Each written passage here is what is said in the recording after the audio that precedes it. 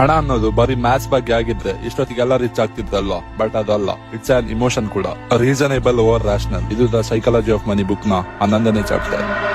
ಒಬ್ಬ ರಾಷನಲ್ ವ್ಯಕ್ತಿ ಅಂದ್ರೆ ತುಂಬಾ ಲಾಜಿಕಲ್ ಥಿಂಕ್ ಮಾಡೋ ವ್ಯಕ್ತಿ ಏನ್ ಯೋಚನೆ ಮಾಡ್ತಾನೆ ಅಂದ್ರೆ, ಹಣನ ಸೇವಿಂಗ್ಸ್ ಅಥವಾ ಇನ್ವೆಸ್ಟ್ ಮಾಡುವಂತ ಒಂದು ವಿಚಾರ ಬಂದಾಗ ಈಗ ಬೇಡ ಅನ್ಸಿದೆ ಬಿಕಾಸ್ ಮಾರ್ಕೆಟ್ ತುಂಬಾ ಹೈ ಇದೆ, ಸುಮ್ನೆ ರಿಸ್ಕ್ ಯಾಕೆ ಅಂತ ಯೋಚನೆ ಮಾಡ್ತಾನೆ. ಅಥವಾ ಯಾರೊಬ್ಬ ಫ್ರೆಂಡ್ ಬಂದು ನಾ ತುಂಬಾ ಕಷ್ಟದಲ್ಲಿದ್ದೀನಿ, ನಂಗೆ ಹಣದ ಹೆಲ್ಪ್ ಮಾಡುವ ಅಂತ ಕೇಳಿದಾಗ ಇವನಿಗೆ ಹೆಲ್ಪ್ ಏನೋ ನಾನ್ ಮಾಡ್ಬೋದು, ಬಟ್ ಇದು ಫೈನಾನ್ಷಿಯಲಿ ನಂಗೆ ತುಂಬಾ ಎಫೆಕ್ಟ್ ಆಗುತ್ತಲ್ವಾ ಅಂತ ಯೋಚನೆ ಮಾಡ್ತಾನೆ. ಅದೇ ತರ ಅವನು ಫೈನಾನ್ಷಿಯಲಿ ಸ್ಟೇಬಲ್ ಆದ್ಮೇಲೆ ಒಂದು ಮನೆ ಬೈ ಮಾಡ್ಬೇಕನ್ನೋ ಒಂದು ವಿಷಯ ಬಂದಾಗ ಸುಮ್ನೆ ಮನೆ ಬೈ ಮಾಡಿ ಇಷ್ಟೆಲ್ಲ ಹಣ ಖರ್ಚು ಮಾಡೋದಕ್ಕಿಂತ ಬಾಡಿಗೆನೆ ಕಮ್ಮಿಯಲ್ಲಿ ಸಿಗುತ್ತಲ್ಲ ಅಂತ ಥಿಂಕ್ ಮಾಡ್ತಾನೆ. ಬಟ್ ಒಬ್ಬ ರೀಸನಬಲ್ ವ್ಯಕ್ತಿ ಅಂದ್ರೆ ಲಾಜಿಕಲಿ ಪ್ಲಸ್ ಇಮೋಷನಲಿ ಥಿಂಕ್ ಮಾಡುವಂತ ವ್ಯಕ್ತಿ ಏನ್ ಯೋಚನೆ ಮಾಡ್ತಾನೆ ಅಂದ್ರೆ, ಅದು ಸೇವಿಂಗ್ಸ್ ಆಗಿರ್ಲಿ ಅಥವಾ ಇನ್ವೆಸ್ಟ್ಮೆಂಟ್ ಆಗಿರ್ಲಿ, ನಂಗೆ ಏನ್ ಗೊತ್ತಿಲ್ಲ ಅಂದ್ರೆ ಪರವಾಗಿಲ್ಲ, ನಾ ಸ್ಟೆಪ್ ಬೈ ಸ್ಟೆಪ್ ಮಾಡ್ತಾನೆ ಹೋಗ್ತೀನಿ ಅಂಡ್ ಕಲಿತಾನೆ ಹೋಗ್ತೀನಿ, ಯಾಕಂದ್ರೆ ಅದು ನಂಗೆ ಫ್ಯೂಚರ್ ಅಲ್ಲಿ ಸೇಫ್ಟಿನ ಕೊಡುತ್ತೆ. ಅಂಡ್ ಅದೇ ತರ ನಾ ಫ್ರೆಂಡ್ಗೆ ಹೆಲ್ಪ್ ಮಾಡೋದು ನಂಗೆ ಫೈನಾನ್ಷಿಯಲ್ ಎಫೆಕ್ಟ್ ಆಗ್ಬೋದು, ಆದ್ರೂ ಕೂಡ ನಾನು ಅವ್ನಿಗೆ ಹೆಲ್ಪ್ ಮಾಡೇ ಮಾಡ್ತೀನಿ, ಯಾಕಂದ್ರೆ ನಾನ್ ಕಷ್ಟದಲ್ಲಿದ್ದಾಗ ಅವ್ನು ನಂಗೆ ಹೆಲ್ಪ್ ಮಾಡಿದಾನೆ. ಅಂಡ್ ಹಾಗೆ ನಾನು ಮನೆ ಕೂಡ ಬೈ ಮಾಡ್ತೀನಿ, ಯಾಕಂದ್ರೆ ನಂಗೆ ಸ್ಟೆಬಿಲಿಟಿ ಕೂಡ ಬೇಕು, ಬರೀ ನಂಬರ್ಸ್ ಅಲ್ಲ. Money is not a formula, ಅದೊಂದು ಇಮೋಷನ್, ನಂಬಿಕೆ, ಅದಕ್ಕಿಂತ ಹೆಚ್ಚಾಗಿ ಒಂದು ಮನಶಾಂತಿ. ಹಣದ ವಿಷಯದಲ್ಲಿ ನೀವು ತುಂಬಾ ಪರ್ಫೆಕ್ಟ್ ಆಗಿರ್ಬೇಕಂತಿಲ್ಲ, you just need to be reasonable.